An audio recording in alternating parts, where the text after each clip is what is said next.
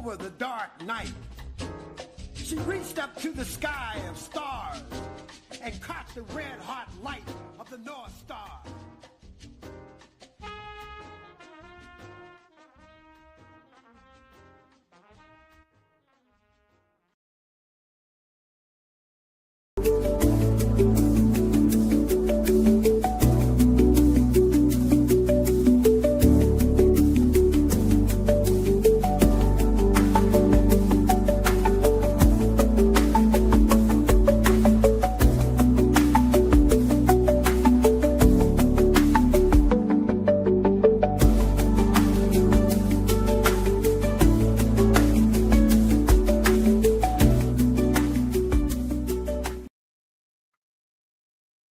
Good afternoon and welcome back. President Daniel Noboa of Ecuador has won re-election. He positioned himself as a law and order president, although his results so far in tackling the nation's persistent drug violence and unemployment have been limited. What's the real story in Ecuador? Let's connect some dots and find out.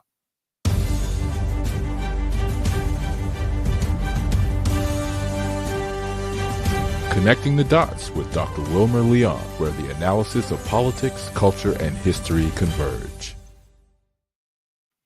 Welcome to the Connecting the Dots podcast with Dr. Wilmer Leon, and I am Wilmer Leon. Here's the point. We have a tendency to view current events as though they occur in a vacuum, failing to understand the broader historical context in which most events take place. During each episode, my guests and I have probing, provocative, and in-depth discussions that connect the dots between these events and the broader historic context in which most events occur, thus enabling you to better understand and analyze the events that are impacting the global village in which we live. On today's episode, the issue before us is Ecuador's right-wing president, Daniel Noboa, has been reelected in a second-round election runoff. Was the election free and fair?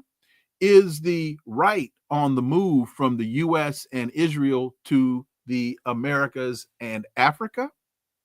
Let's talk to my guest. He's the chairman of the coordinating committee of the Black Alliance for Peace and an editor and contributing columnist for the Black Agenda Report. He is the director of the North-South Project for People, or Peoples-Centered Human Rights, and serves on the executive committee of the U.S. Peace Council and leadership body of the U.S.-based United National Anti-War Coalition. And he just returned from Ecuador as an election observer. Brother Ajamu Baraka, welcome back. Dr. Leon, glad to be back. But before we go forward, you're going to get me in trouble. Let me alter just slightly the intro. Okay. I'm no longer the chair of the coordinating committee. We have a new outstanding chair, Jackie Lukeman. Lukeman, who is congratulations, Jackie. So, want to make that quick correction. Good to be here. Hey, man, I don't want no smoke from Jackie Lukeman. No, you don't. So, Jackie, please forgive me. Correction noted. Correction made. An apology, please accept. So thank you for that. With more than 90% of the ballots counted, the 37-year-old Noboa was reported to have taken 55.8% of the vote. That gave him a 12-point lead over the opponent, Luisa Gonzalez. However, her support in the polls had suggested that she was running much closer than the final count indicated. She's demanding a recount. Quote, "On behalf of the men, women, youth, and children whom I represent, we do not acknowledge the announced results. I refuse to believe our people prefer lies over truth. We will demand a recount and the opening of ballot boxes." Ajamu, what's happening in Ecuador? Well, as the candidate indicated, there's real concerns about the vote count. As you indicated, there were polls that suggested that the race was going to be very, very close. In fact, a number of the polls suggested that Luis Gonzalez was going to be the eventual winner. Therefore, with the numbers that came in, that showed a 12-point difference between the two candidates, it raised a number of red flags. And especially when one puts into context some of the late moves that were made by President Noboa in closing the borders between the northern and the southern borders, clamping down or causing confusion on the role and participation of international observers, the imposition of a state of exception, which is really a state of emergency in 7 provinces that were provinces that many people were almost certain would be won by Luisa Gonzalez, the opposition, and the heavy militarization. As you know, we took a delegation, we meaning the Black Alliance for Peace, through our North-South Project for People-Centered Human Rights. We've been working with forces on the ground in Ecuador for the last 9 months. We were asked by the major Afro-Ecuadorian organization, MANE, to consider leading a delegation as limited as it had to be in order to at least attempt to have some eyes and ears on the ground in those areas, at least in Guayaquil, the major city in Ecuador, in those districts where there was going to be a large number of Black Ecuadorians voting. We accept that challenge, and we took a 6-member person delegation into Ecuador to observe the elections. And what we saw was a little troubling, quite troubling, especially the numbers of military personnel in those districts that were heavily populated by Afro-Ecuadorians. So we saw what was a contrast to 2 other polling stations that didn't have a large number of Afro-Ecuadorians and didn't have a large number of military personnel assigned to them. And we assumed, and based on information that we've been receiving, that this over militarization that we saw firsthand was repeated in various parts of the country. So this had a chilling effect. I've had a chance to observe elections in a number of different countries, and we know that when you have a tense situation like what we have in Ecuador, and when you have it, it's clear that the military is on the side of the incumbent. It can be very intimidating for people to come out in those kind of conditions, even though there's a mandatory participation for Ecuadorians. So it was very, very troubling, Dr. Leon. And I think the results that are being challenged now are a result of the conditions that may have led to a massive fraud, as the opposition frames it. Is there any evidence of whose thumbs might have been on the scale? And of course, I am referring to U.S. interference in the election.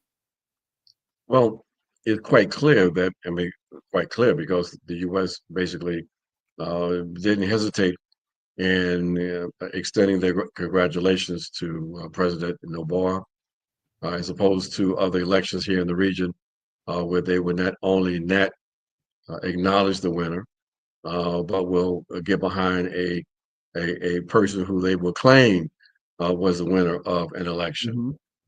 And they are quite clear about their preference because, the current government is involved in strengthening their relationships with the U.S. State. We know that Eric Prince, for example, had a very public meeting with the president about a week and a half ago, in which an agreement was apparently made between Eric Prince's company and the Ecuadorian government to provide security support. We thought that was very interesting that that kind of agreement would be made a week before an election where there was a strong possibility that Noboa would not be reelected. But Eric Prince is in the country and now probably has a free hand to follow up with whatever agreement was in place to provide support to the Ecuadorian government as part of their phony war on drugs. There's an agreement apparently between the U.S. state and the Ecuadorian state around the possibility of deploying U.S. troops to Ecuador. There's a plan to revive the base at Mantas, a naval base, a base that was closed down by the Carrera government back in 2009, a major base for all of Latin America. There's apparently a plan to reoccupy that base with the deployment possibly of large numbers of U.S. Soldiers. So it's in the interest of the U.S. To have a friendly government in place as opposed to the return of a government and a movement that might continue the process of building a more progressive alignment of forces in Ecuador and aligning themselves with the other progressive forces in Latin America. So while there's no complete, no evidence of direct involvement of the U.S., you really don't need that when you have forces that are more than prepared to corrupt a democratic process in the country.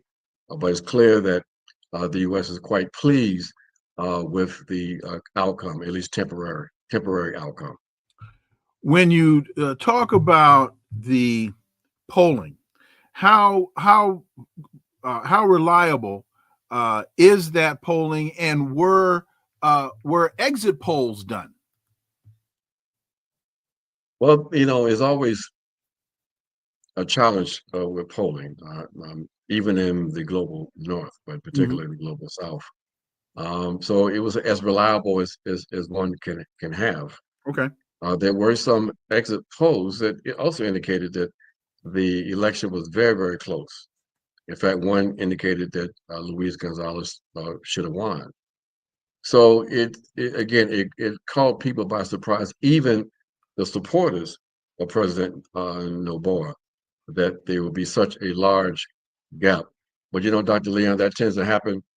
That even when people get greedy, that even when they decide they're going to engage in some shady behavior, instead of doing it in such a way where they can have some degree of credibility, they get crazy, and they then field numbers that only call into question the real story of that particular election. I think in this case, that is what has happened with this big gap between the two candidates. What you've just said reminds me of the 2000 Bush v. Gore election. I remember watching election night, and NBC called Florida for Gore, and then maybe 10 minutes later, they come back and say, wait a minute, we have to take Florida off the board. All results are not in. And as soon as I heard that, I called Dr. Ron Walters, and I said, Dr. Walters, what's going on?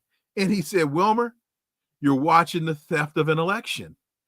And so what you've just stated reminds me of that.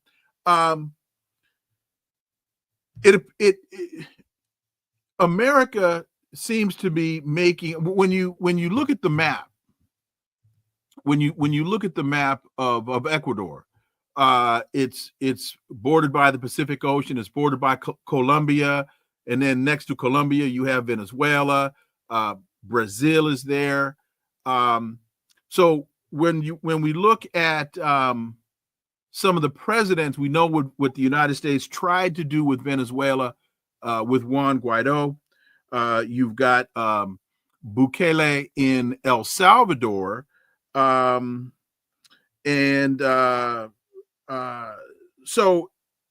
the United States, it still seems to be trying to make a real heavy play to control the region. Exactly, and that's why this election was so important for them. There is a plan that's being executed by the U.S. To, in effect, militarize the entire Pacific coast, from Panama all the way down the coast to Chile, and that's why the Panama Canal and that move being made by the Trump administration in Panama is important. Mm-hmm. So Ecuador is a key element of that, and so the election has major implications for the entire region, because, as you said, you have in this region other nation states that the U.S. is very much concerned with and very much committed to undermining. So Venezuela, Nicaragua, of course, Cuba, they are prepared to try to prevent a return of Evo Morales in Bolivia. You have the coup that took place basically in Peru. You have the Lithium Triangle with Chile, Argentina, and you have, the mineral wealth that's in the south in this country, in the region, and you have the springboard of a move toward the right regionally, with the possibility of a rightist return to government in Colombia next year. So there is a significant shift in the balance of forces in the region. And so Ecuador is part of this shift. Right now, beyond the base in Mantas, the U.S. is preparing to expand or to develop a base in one of the most sensitive and biodiverse areas on the face of the earth, and that is the Galapagos Islands, the islands where the whole theory of what's the term, evolution was created. Yes, so this is part of the militarization process. So yes, this is what is unfolding, and it's very troubling, and very troubling too when you take a look at who are the victims of this militarization, of these plans to maintain U.S. hegemony in the region. And when you ask that question, you begin to see the same victims: the indigenous populations and the African populations, the African descendant populations, as they're referred to. In Ecuador, it's the same case, that with the so-called or phony war on drugs, which is helping to justify the intervention of the U.S. military, they have embraced a model that we saw develop in the U.S. That is, where you will keep the focus on the street level gangs. You have the highly publicized raids, giving the impression that you're trying to fight drugs. But in the case of Ecuador, that has happened, making it very insecure for many Black communities where the police have been kicking in the doors and arresting people. But in that process of these phony kinds of raids and this phony war on drugs, you don't touch the financial institutions. Everybody knows that with the dollarization of Ecuador, I hope people understand and know that the currency in Ecuador are U.S. greenbacks, the U.S. dollar, okay? Mm-hmm. And because of that, and because of the porous nature of the port in Ecuador, it has now become one of the major spaces for money laundering, not only in Latin America, but really in the world. So no board does not touch the financial institutions. Instead, the focus is on the street level. Okay, the so-called fight against crime. And who are the victims? African people, the indigenous. And that, unfortunately, if this election holds, will continue and even become more intensified, especially when you bring in elements like the Eric Princes of the world and the complete lack of regard for Black life. It's quite clear that things are going to get even worse for the Black community and the indigenous communities and poor people in general in Ecuador. And for those who may not have the grasp of geography, the Galapagos Islands, that's an archipelago off the coast of Ecuador in the Pacific Ocean. You just mentioned the money laundering.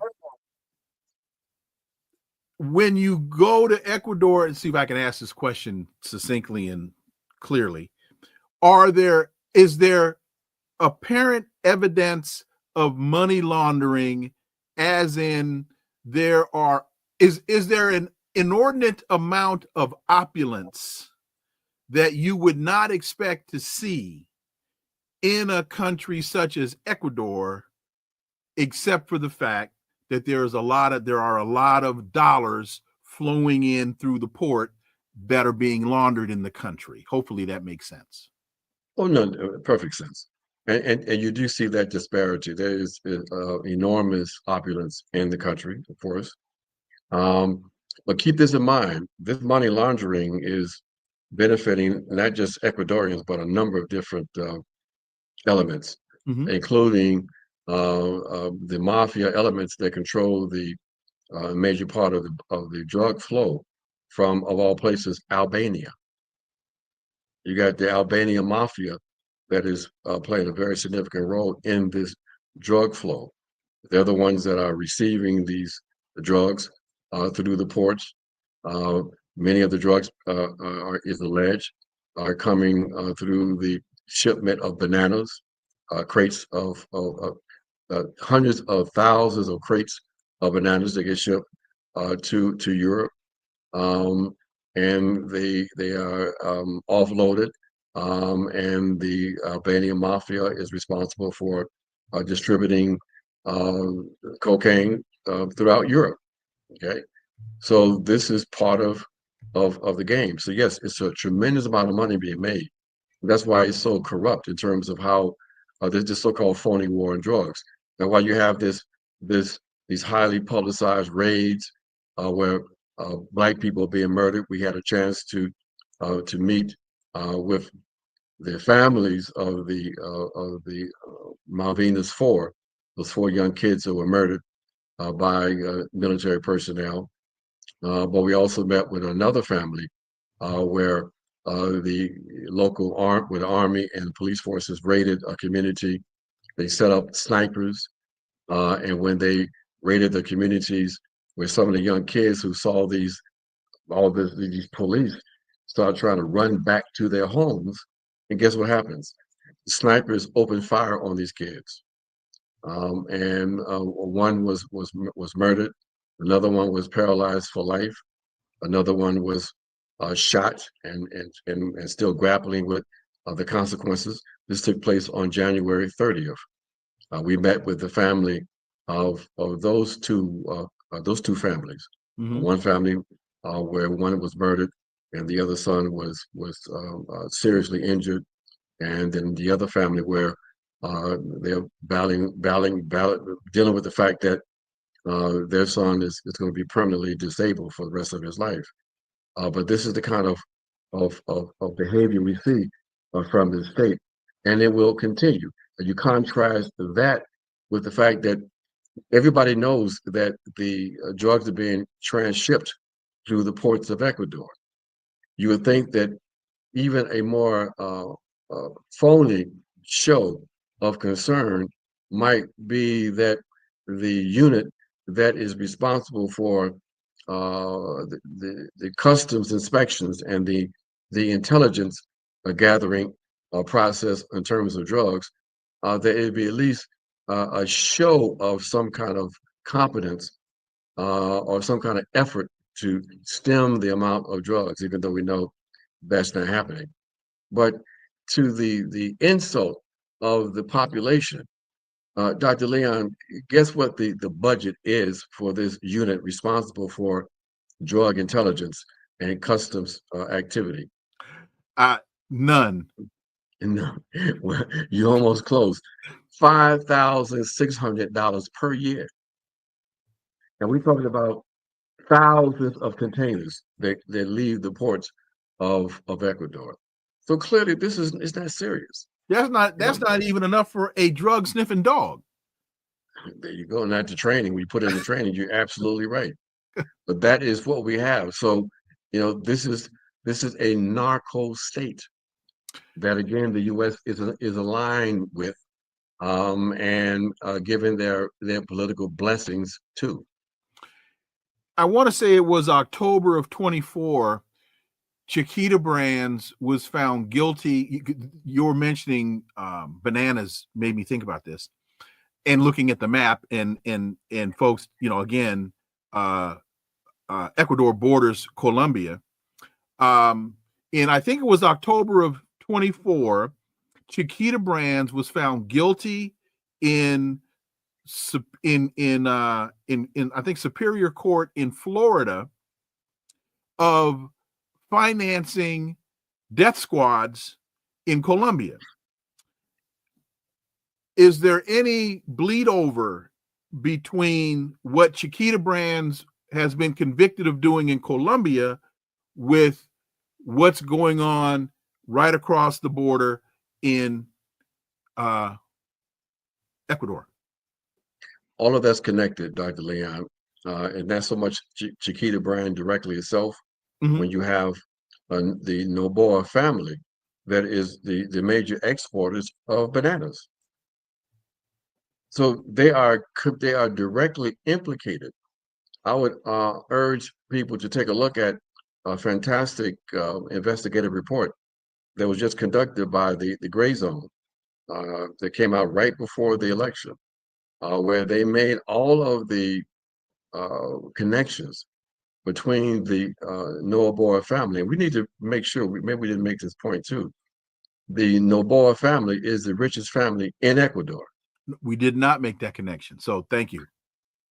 And so this kid, Daniel Noboa, it's just he grew up with a silver, silver spoon in his mouth, gold spoon, whatever you call it, and he is just basically looking out for the interest of his family. But the connections were made in this investigative report around the role of that family in the drug cartels responsible for the transshipment of all these drugs. So while he will impose these states of exception, unleashing the military and the police across the country, it's not serious because they are fully invested, it appears, fully invested in this multi-million-dollar drug trade in Ecuador. And remember, the other part that's connected to Colombia, Ecuador is not growing coke, not growing coca. All that's coming from Colombia and Peru. Mm-hmm. Okay, mm-hmm. So those interests, to your earlier question in terms of the signs of opulence and the money consequence of this drug trade. Again, there's elements in Colombia, in Peru, all benefiting from this activity, this business activity. So yes, it's all connected. The security zones of concern that we have along the border between Colombia and Ecuador. These are Black communities in the southern part of Colombia, down through Ecuador, Esmeraldas. These are majority Black territories.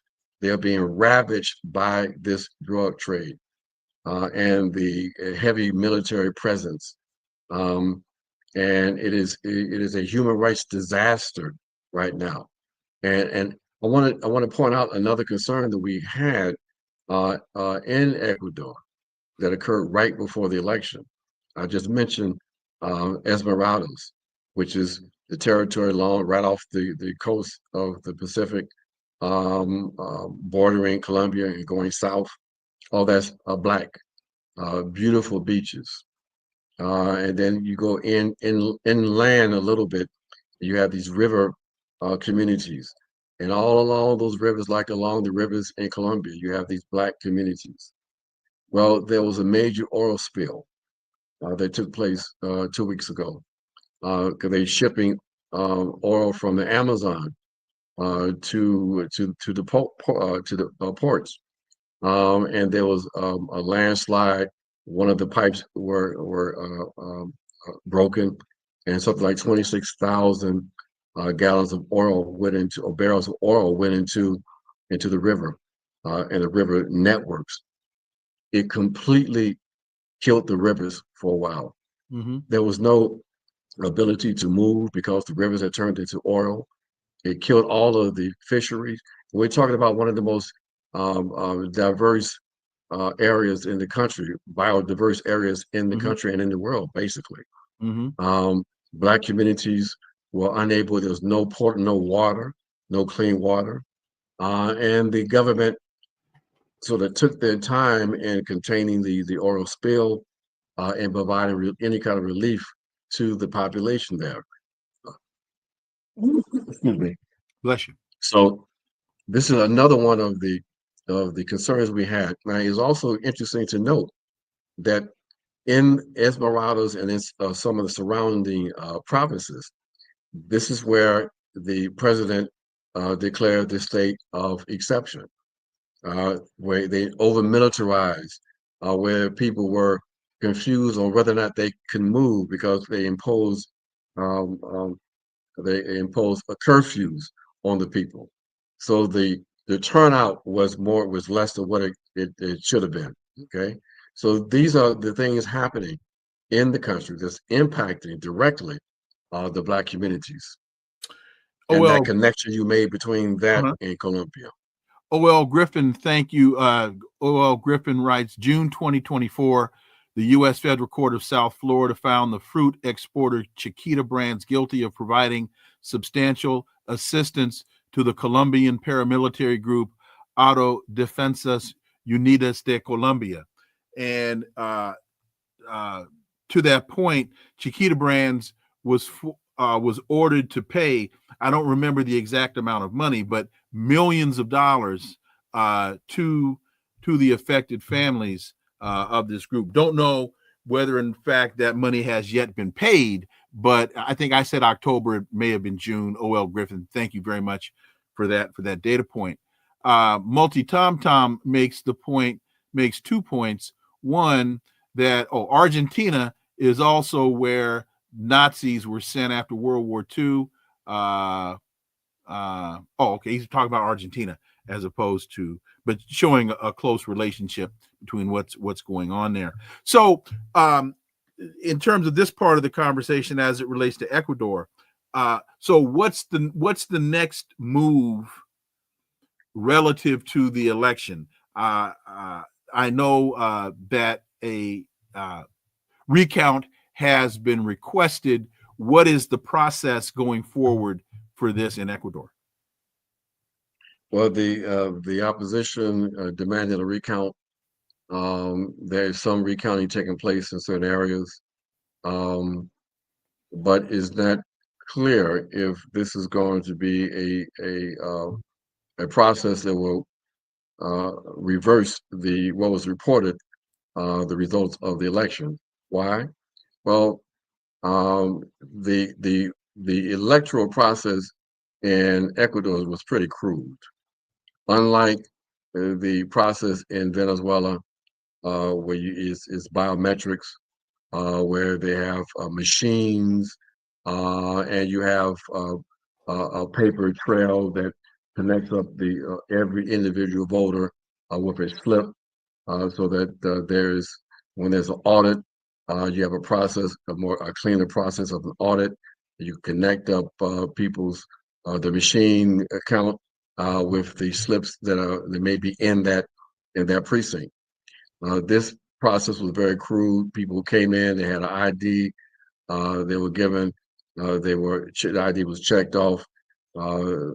They were given a piece of paper with their picture. Once they got their ballot, when they get the ballot, they will go and they will vote, drop it in the voting box, and then receive the ID back with a piece of paper that indicated and signed that they had voted. That was it.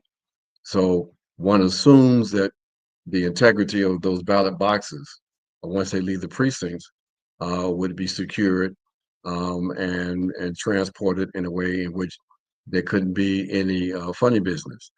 But you know that may not be the case, and that's where the fraud will enter, especially in parts of the country where you don't have observers. You have observers from the party, but sometimes you don't have enough observers. And again, the government clamped down on the international observers. In fact, it became quite dangerous for us, Dr. Leon, because we didn't know what we were going to confront at the various polling places. We had to deal with the military on more than one occasion because there was confusion on whether or not we should be let in. Now, luckily, as we have a lot of criticism of African Americans, but at least we know how to act kind of crazy, and so that helps a little bit.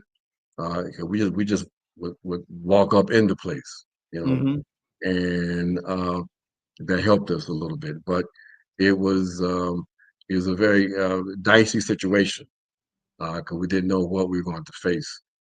So they clamped down on the observers that can ensure that the integrity of those ballot boxes were in fact protected. But we don't know what happened again because the number of observers were limited.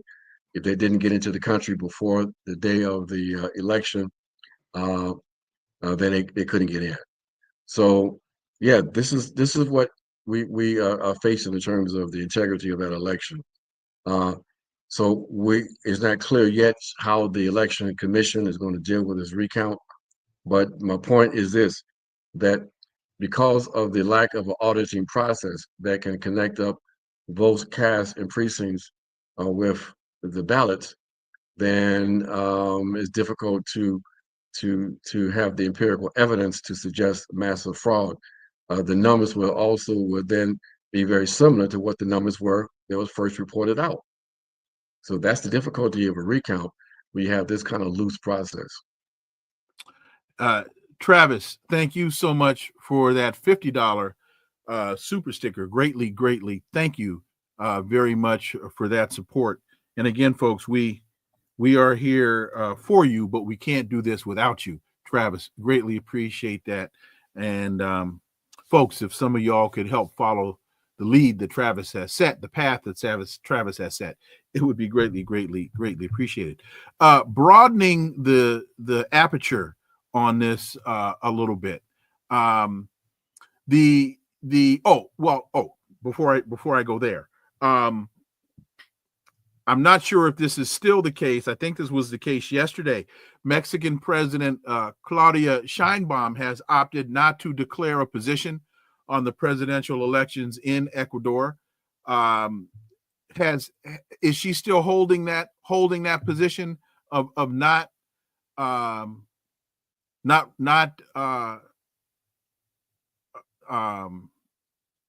taking a position on the outcome?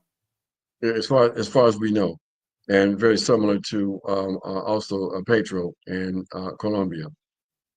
So there's real concerns, and those concerns have been communicated to the Organization of American Unity, organization and the organization that normally, is the one that the U.S. uses to undermine the integrity of elections in places like Venezuela.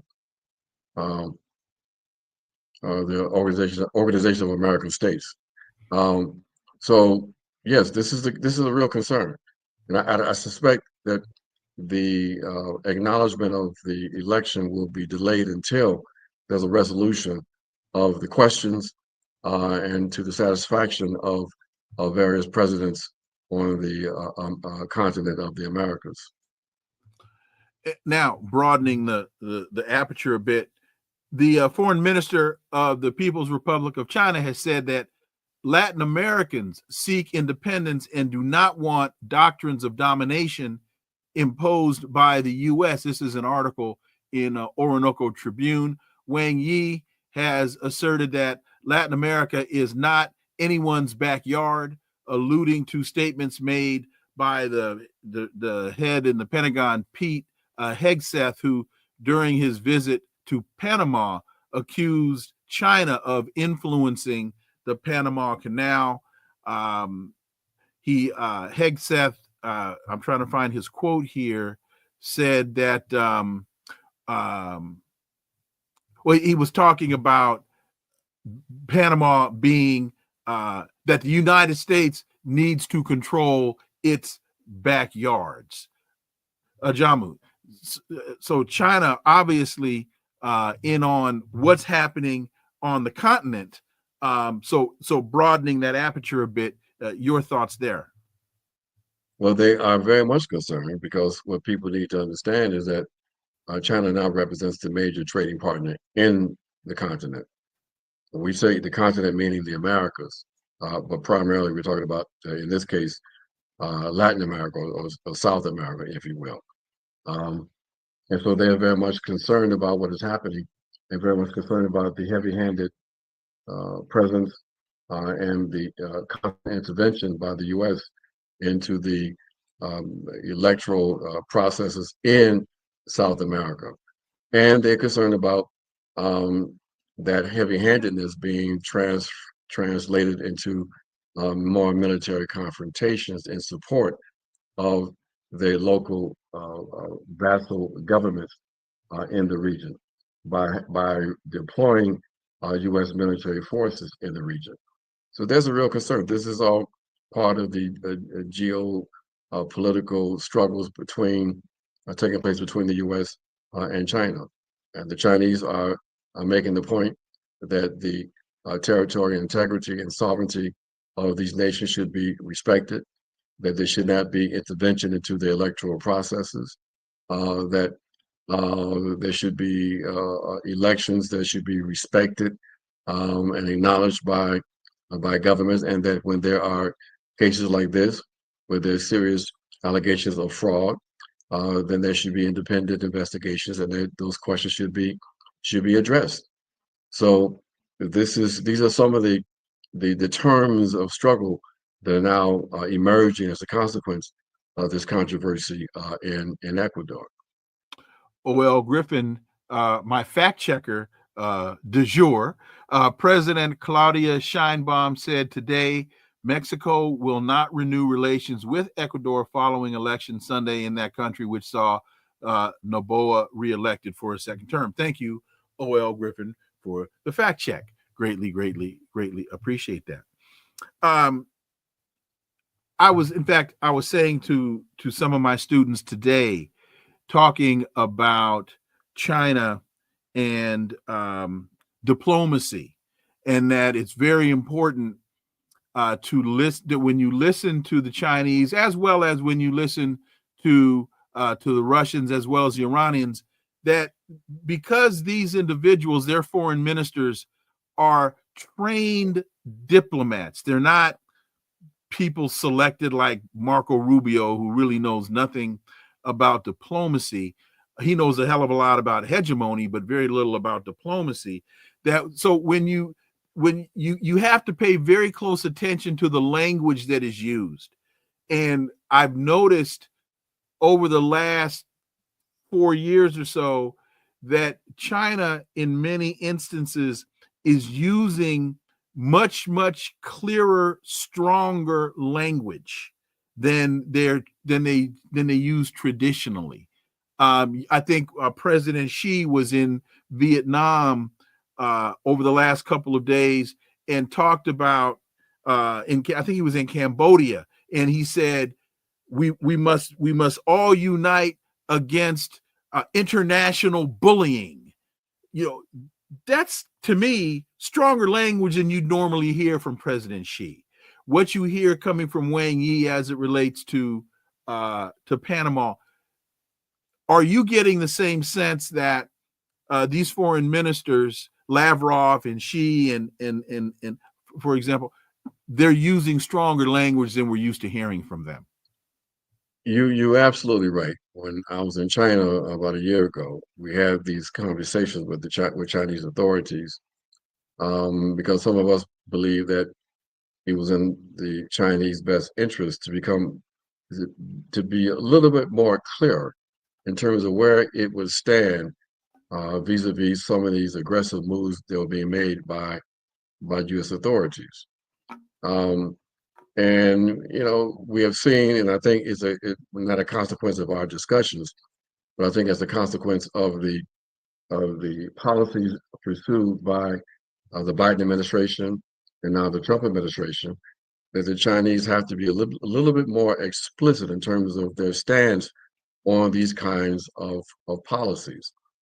And the times seem to also suggest they have to be more aggressive, even though they're still trying to be diplomatic, if you will. They won't call out countries specifically sometimes. They just allude to certain kinds of phenomena. And they definitely don't engage in the kind of crude language we see coming from U.S. authorities vis-a-vis themselves, the Chinese, the Russians, and other countries. Because they're a little bit more civilized than that. But yes, there is a shift that's taking place, but a necessary shift in order for the Chinese to indicate that they're not themselves going to be subjected to international bullying on the part of the U.S. and anybody else.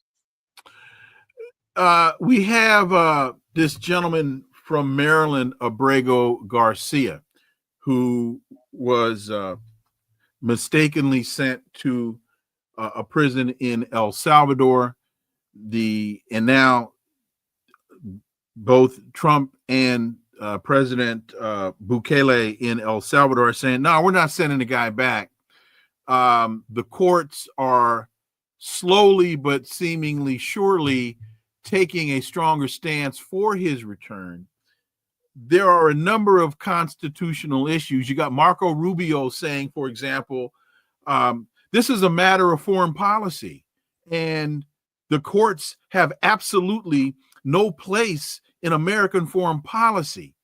No, this isn't foreign policy. You just kidnapped a guy and that has legal status in the United States. You just kidnapped a guy and sent him to prison in El Salvador. That's not foreign policy. That's kidnapping. Anyway, and now Senator Van Hollen is in El Salvador. He went to El Salvador today, trying to. I think he met with the vice president of El Salvador, and who told Van Hollen, "Look, y'all paid us $6 million to take these people. We have a contract. We're not. I mean, this is just mess, and constitutional mess on top of that." Your thoughts, Ajamu? Well, these kinds of moves being made by the Trump administration is very dangerous in terms of the delegitimizing U.S. institutions. Mm-hmm. Openly just defying the courts, continues to erode confidence in U.S. Institutions. Now, some of that is due because of the dubious ways some of these institutions and structures have operated, usually in alignment with the interests of the ruling elements. But what is being created is a deepening of the crisis of legitimacy for the system as a whole. Now, I don't mind that myself, but I think that the Trump administration might not understand the danger of that lack of legitimacy, something that the Biden forces have been engaged in also. So it's very dangerous to just openly defy the courts. And as you said, there is standing there for a lawsuit to have been filed. on behalf of that individual. And the fact that the Trump administration is pretending that they have no authority, no influence with the government of El Salvador is quite frankly ridiculous. Everybody knows it's ridiculous. If Trump told Bukele to send this individual back, he'd be back on the first thing smoking. Everybody knows that. So this is an unnecessary deflection on the part of the Trump administration, but I said unnecessary. Maybe that wasn't the right word. You know why? Because these are the kinds of struggles that the Trump administration is happy to engage in, because it helps to deflect away from the fact that the policies being pursued by this administration have in no way been able to address the crisis that working class people, poor people, and others are experiencing in the U.S. In fact, it is helping to perpetuate and deepen that crisis with their attacks on workers, and the model is being pushed for other corporations to attack workers in a very similar kind of way. So this is part of a cynical game that they are playing, and it's important people understand the terms of that game and not be caught up in it and persuaded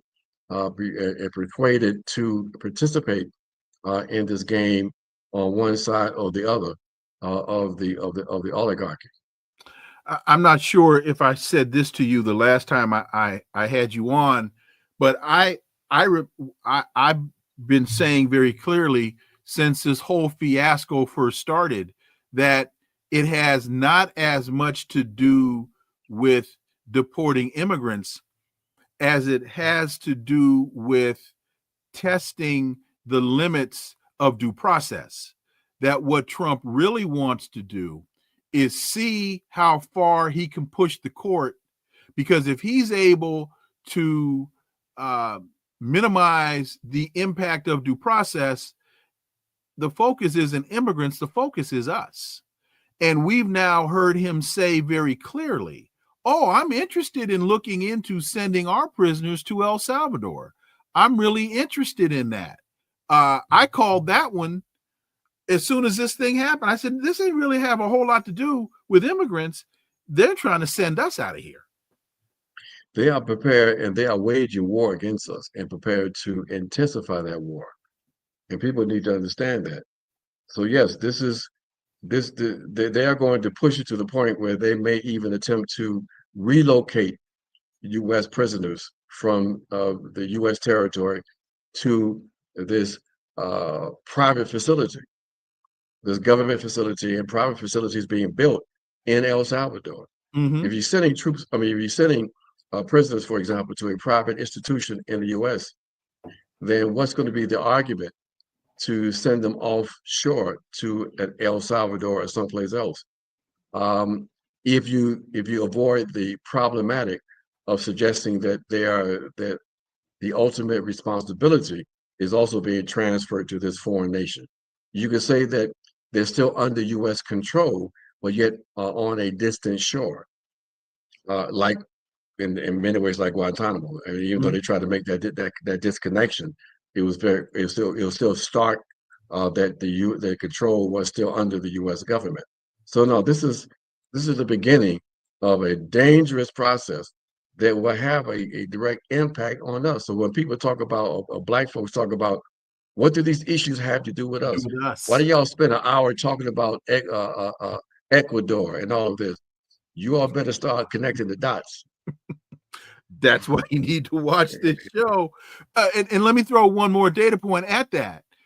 As Donald Trump continues to decimate the economy, as it becomes harder to get a dozen eggs and a pound of tomatoes, the probability of unrest increases. And so I have to ask the question, are they making this move with El Salvador, testing the parameters of due process in preparation for unrest in the United States, where they can just round up folks as terrorists and ship them wherever they want to ship them. Dr. Leon, this process is a long-standing process. We can go back to the Obama administration, and people have to understand that the National Defense Authorization Act of 2013 gave the president the authority to designate U.S. citizens as enemy combatants and to, in essence, to subject them to administrative detention without charge. Okay, these are dangerous. Eric Holder told us the president of the United States can kill without license or determination by the court, that he can kill Americans on foreign soil without judicial review. That was the language that Eric Holder used. And that's exactly what the Obama administration did. They murdered 3 U.S. citizens. Okay. So this process continues. Look, there's a reason why you had this flood of so-called cop cities. Okay. These people are prepared to deal with domestic repression. And so this thing that the Trump administration is talking about is just one aspect of that repressive plan. You know, so people need to understand what is in store. There's no returning from the crisis that this colonial capitalist system is facing. They can't reform it right now. Okay, and so it's only going to get worse. And what they're doing now is preparing for the possibility of rebellions from the U.S. population. If they are preparing the repressive apparatus, or they are preparing the spaces where people will be shipped to, they are deepening the process of a new form of U.S. fascism in the United States of America. And people need to understand that. And final point, further evidence of this, I believe, is in the incredibly soft nature of the decision that came from the Supreme Court, where on this issue with Mr. Garcia, the Supreme Court said they didn't tell Donald Trump, bring him back by Tuesday, that you had no right to ship this man who was legally in the country out of the country. They said you must facilitate his return. And that was the result of a compromise that Chief Justice Roberts had to default to that language as a compromise on something that is so obvious, so clear, so unconstitutional that even Clarence Thomas should have seen this. But in order to get a 9-0 decision, this was the type of language that had to be written so Clarence would get on board. Exactly. People need to understand that if the U.S. government can rationalize and justify a racist rampage in Gaza, the dehumanization and degradation of Palestinian people, and get away with it, next time somebody tells you these kind of issues don't have any impact on Black folks, you need to try to help them. This is all connected.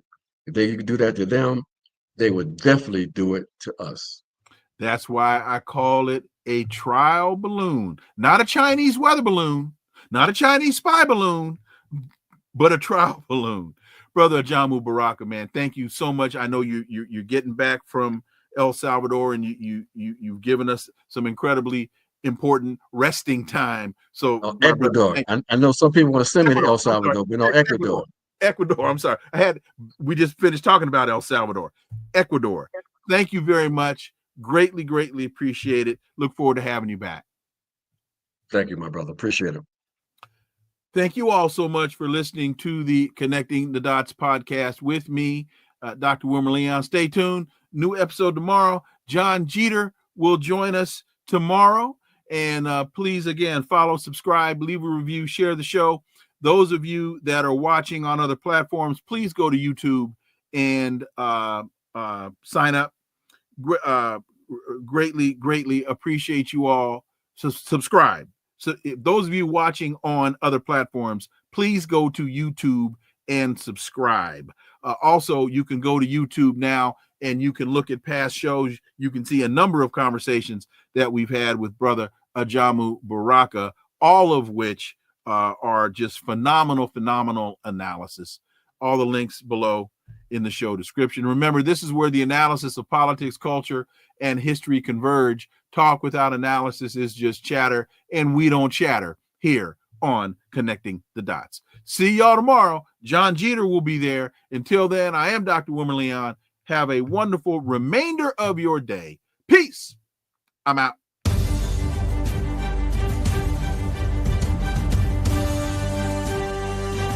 Connecting the Dots with Dr. Wilmer Leon, where the analysis of politics, culture, and history converge.